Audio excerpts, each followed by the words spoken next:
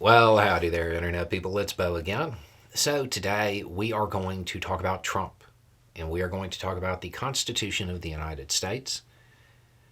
And we're going to answer a question that, for whatever reason, has come in, 25 times over the last 3 days. And it's something we've talked about before, but it's definitely worth going over again. And it all revolves around why Trump was charged the way he was and why he wasn't charged with something more serious. The core question in all of those messages is, why wasn't Trump charged with treason? And the answer is simple: because in the United States, he didn't commit treason. Treason in the United States is incredibly specific. It can only consist of levying war or helping those who are levying war. That's it.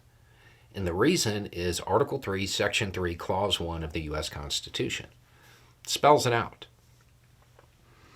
And it says, treason against the United States shall consist only in levying war against them or in adhering to their enemies, giving them aid and comfort. When this got turned into a federal law, it became whoever owing allegiance to the United States levies war against them or adheres to their enemies, giving them aid and comfort within the United States or elsewhere, is guilty of treason. That's why. It's in the Constitution because the people who wrote the Constitution were very sensitive about the word treason. Why? Because they all committed it.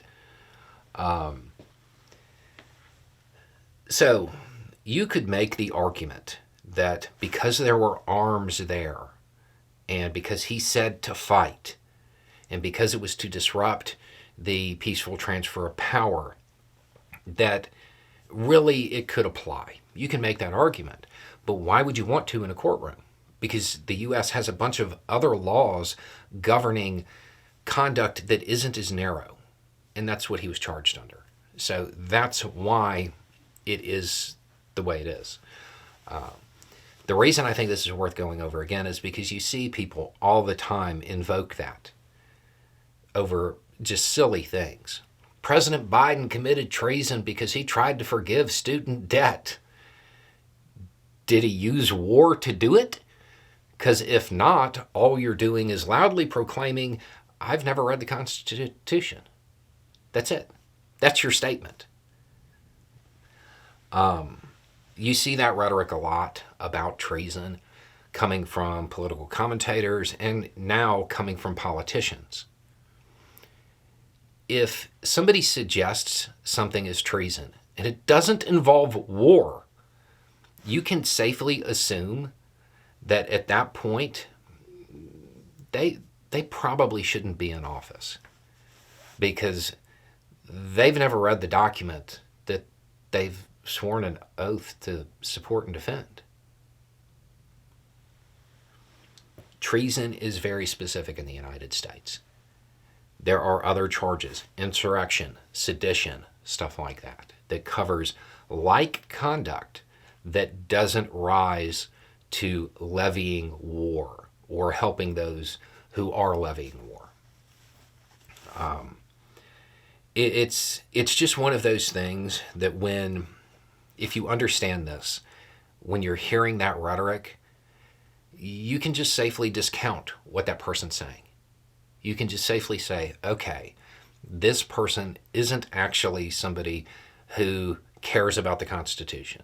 This is somebody who is saying something to make me angry, probably because they benefit financially if I get angry. And you can use that as kind of a method of turning down the temperature while people are intentionally trying to inflame it. Treason in the United States is super specific. You have to set out to try to commit treason. Insurrection, rebellion, occupying some square blocks in the Pacific Northwest, none of this is treason.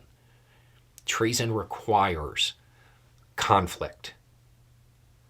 It is it is incredibly narrow, and remembering that can help take away one of the tools that those who like to inflame the populace use a lot.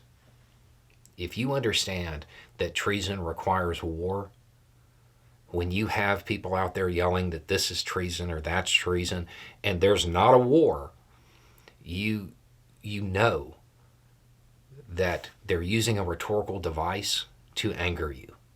And then your next question should be why. Anyway, it's just a thought. Y'all have a good day.